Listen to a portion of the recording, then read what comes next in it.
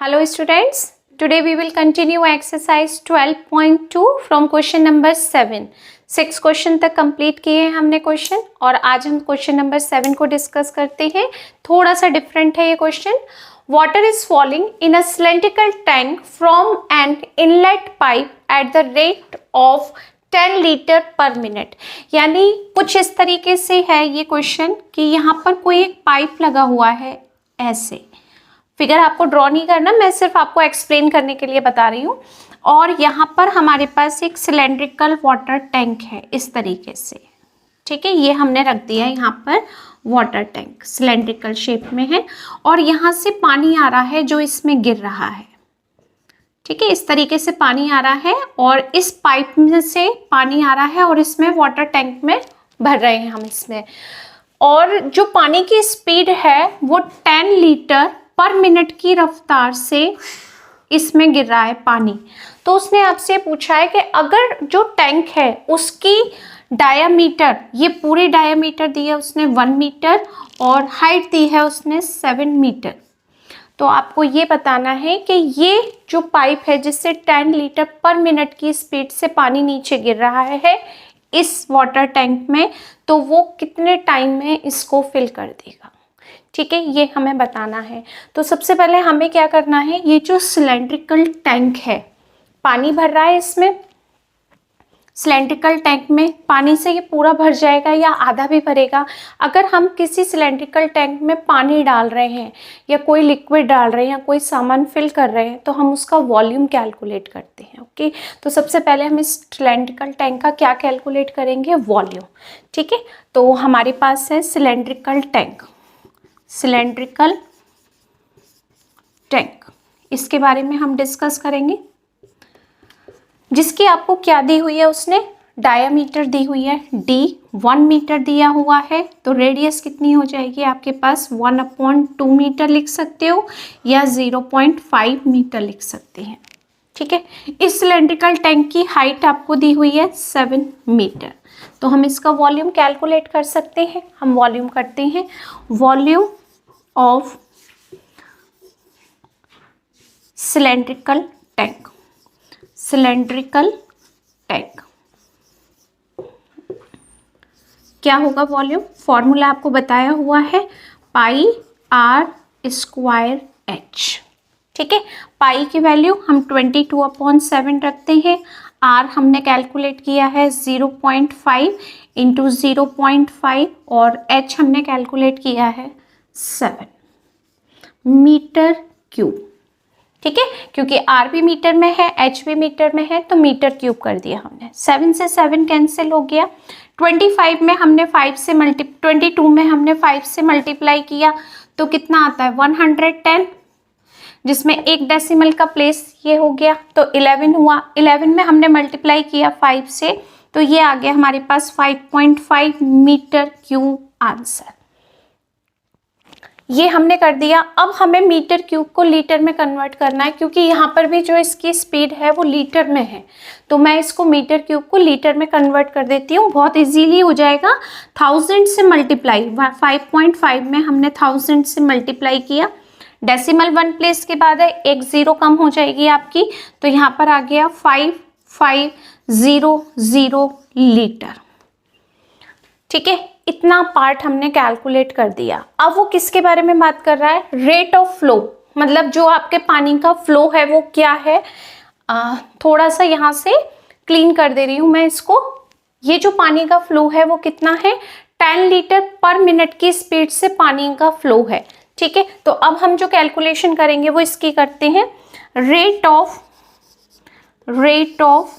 Flow of water क्या है इसकी स्पीड हमारी, फ्रॉम इनलेट पाइप, किस स्पीड से आ रहा है, 10 लीटर पर मिनट की स्पीड से वाटर फ्लो आ रहा है, पानी आ रहा है आपके पास, ठीक है। मैं यहाँ पर ये थोड़ा सा रफ कर देती हूँ जिससे मेरे पास थोड़ी स्पेस हो जाएगी। ये सारा रफ कर देते हैं, ओके। अब आपको ये देखना है कि पानी की स्पीड ये है, ठीक है, और उस वाटर टैंक में इतना पानी आ जाता है।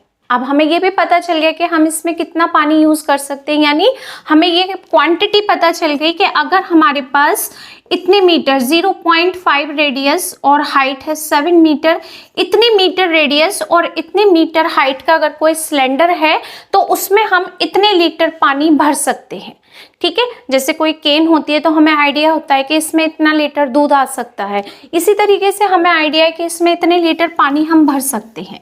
तो हमें आइडिया हो गया 5500 लीटर पानी हम इस रेडियस और इस हाइट के सिलेंड्रिकल टैंक में फिल कर सकते हैं। पानी की स्पीड क्या है, 10 लीटर पर मिनट की स्पीड से पानी आ रहा है, ठीक है, यानी 1 मिनट में वो 10 लीटर फिल कर देता है। तो आपको ये बताना है कितने टाइम में वाटर टैंक फुल हो जाएगा, ठीक है। तो हमें टाइम बताना है, टाइम कैलकुलेट करते हैं। Time taken to fill, time taken to fill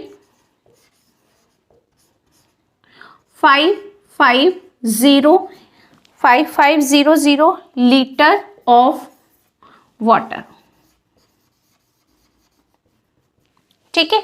किस तो हमने यहाँ किया 5500 लीटर अपॉन किस स्पीड से पानी आ रहा है, 5 लीटर पर मिनट की स्पीड से वाटर आ रहा है, ठीक है। तो हमने इसको, ये मिनट तो ऊपर चला गया क्योंकि फ्रैक्शन में था, 0 से 0 कैंसिल हो गया, लीटर से लीटर, तो आपके पास आंसर आ गया 550 मिनट, यानी 550 मिनट में ये पानी का जो टैंकर है वो पूरा फुल हो जाएगा। कि अगर हमें इसे चेंज करना है किस में, आवर्स और मिनट में, तो हमें चेंज कर सकते हैं, हम इसको लिख सकते हैं 9 आवर्स और 10 minute,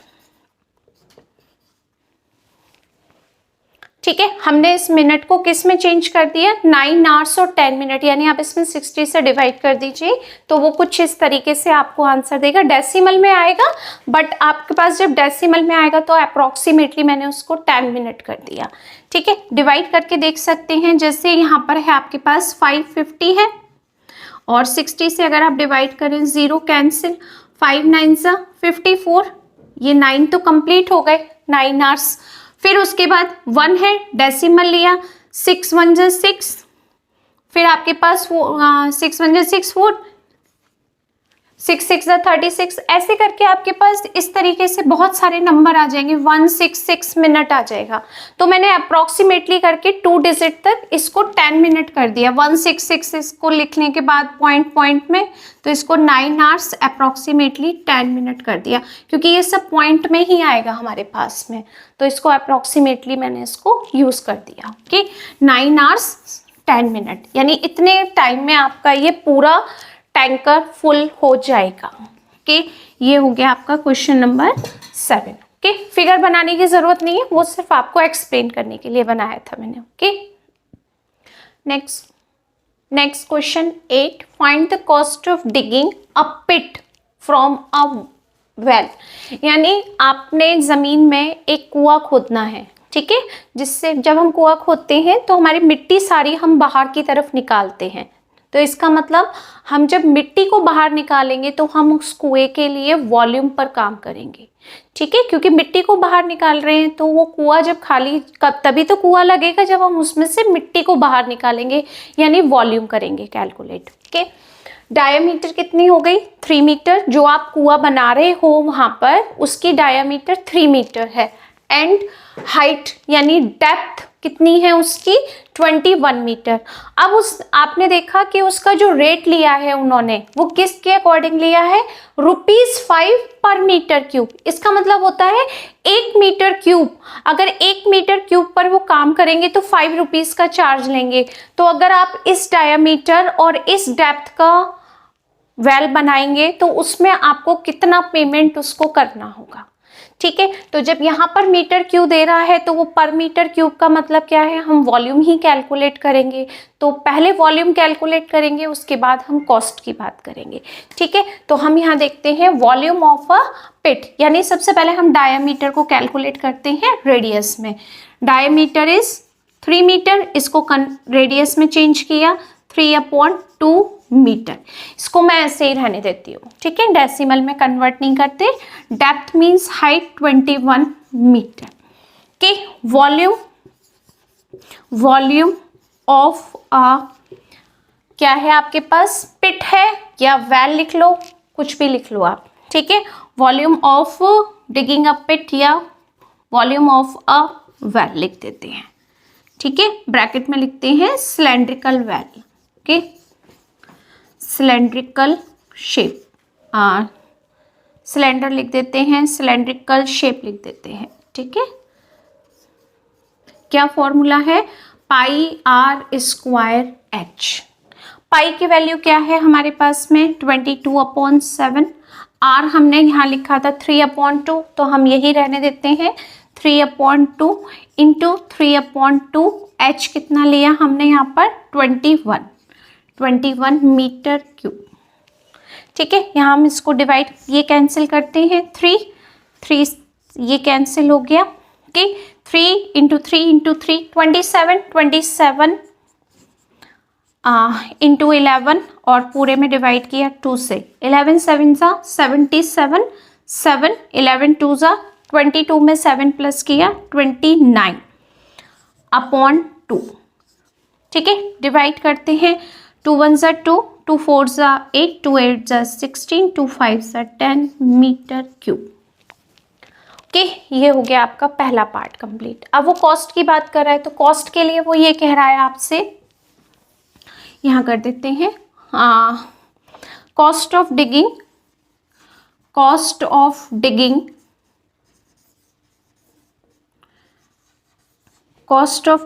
1 metre cube of pit या बैल। यहाँ पर भी आप फिर यही लिख दो, जब हम यही काम कर रहे हैं तो पिट लिख देते हैं, ओके। पिट, इसको मिट्टी को निकालने के लिए 1 मीटर क्यूब के लिए उसने कितना पेमेंट लिया, ₹5 का। तो आपके पास तो वो इतना वॉल्यूम का है बैल, तो आप कितना पेमेंट लेंगे उससे, तो cost of digging 148.5 metre cube of pit, okay. Multiply करेंगे 148.5 में, किससे मल्टीप्लाई किया आपने, ₹5 से। 5 5 सा 25, 2 5 8 सा 40 और 2 42, 5 4 सा 20 और 4 24, 2 5 1 सा 5 6 7 742.5 रुपीज़ हम उससे पूरा पेमेंट लेंगे। कब, जब वो आपके इस मिट्टी को हटाने का काम करे, यानी हम उसको देंगे। आप लेंगे, आप अगर ये काम कर रहे हो तो आप लेंगे पेमेंट, हम अगर ये काम करवा रहे हैं तो हम ये पेमेंट उसको देंगे। जो भी आपके माइंड में आ रहा है कैलकुलेशन, उसके अकॉर्डिंग आप ये कर सकते हैं, okay. Next question 9, the volume of a cuboid 528 centimetre cube and area of its base is 88 centimetre square. Cuboid का जो बेस है उसका एरिया आपको गिवन है 88 centimetre cube, sorry square, okay.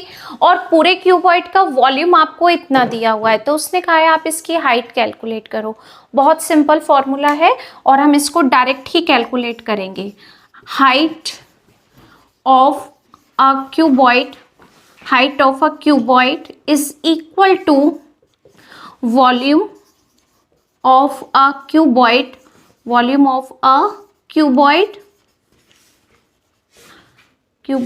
upon area of a base, okay, area of its base, ठीक है।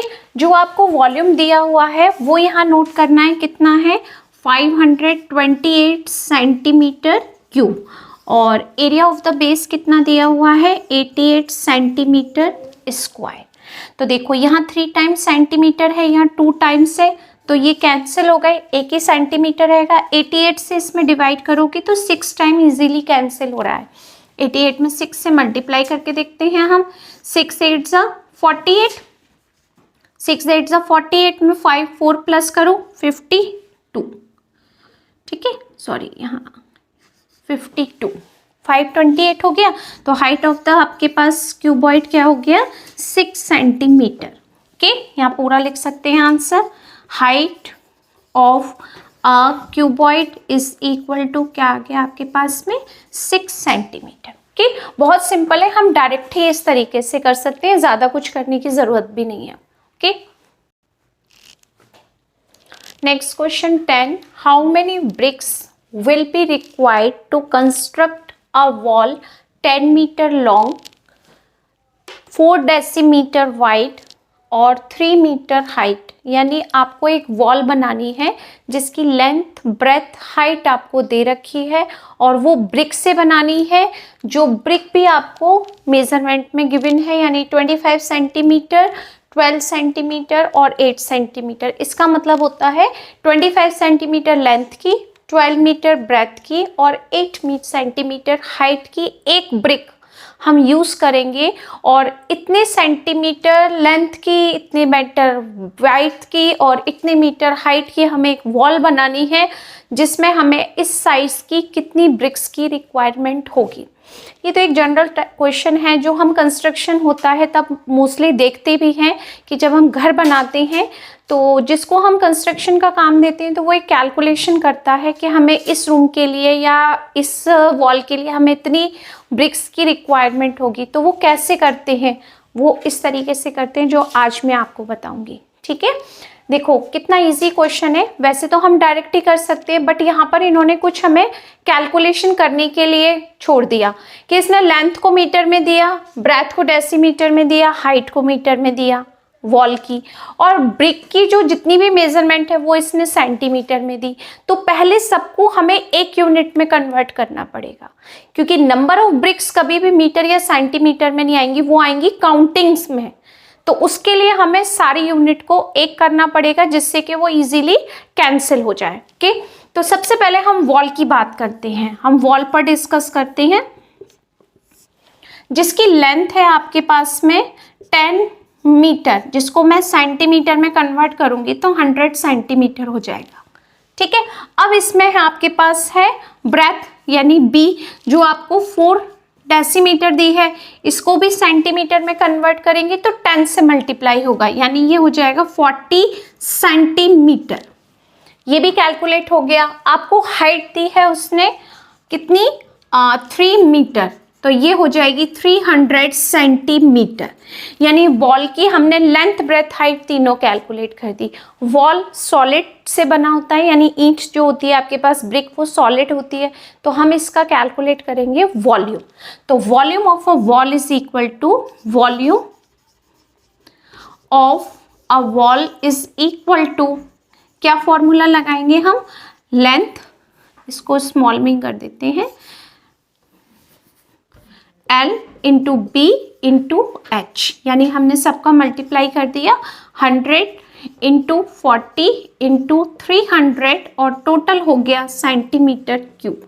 मैं इसका मल्टीप्लाई नहीं कर रही, ठीक है, क्योंकि कैलकुलेशन में ये और इजी रहेगा और हेल्प भी मिलेगी हमें इससे। ठीक है, अब बात करते हैं हम ब्रिक की। तो ब्रिक यहाँ पर पहले से ही उसने मेजरमेंट दे रखा है ब्रिक का। ब्रिक के लिए आप क्या दे रखा है, आपको कैपिटल एल से डिनोट कर लेते हैं, 25 सेंटीमीटर, ब्रेथ दी हुई है आपको 12 सेंटीमीटर और हाइट उसने दी हुई है आपको, यानी इसको हम कैपिटल एच से लिखते हैं, ये लिख दिया 8 सेंटीमीटर। मैंने इसको इस तरीके से लिखा क्योंकि स्मॉल एल बी एच का हम ऑलरेडी यूज कर चुके हैं। ठीक है, volume of a brick, volume of a brick equal to L into B into H.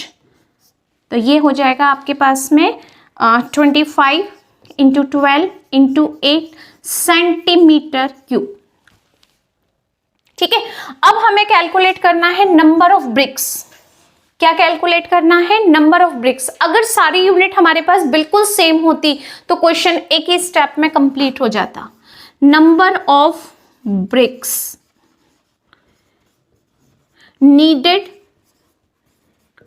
to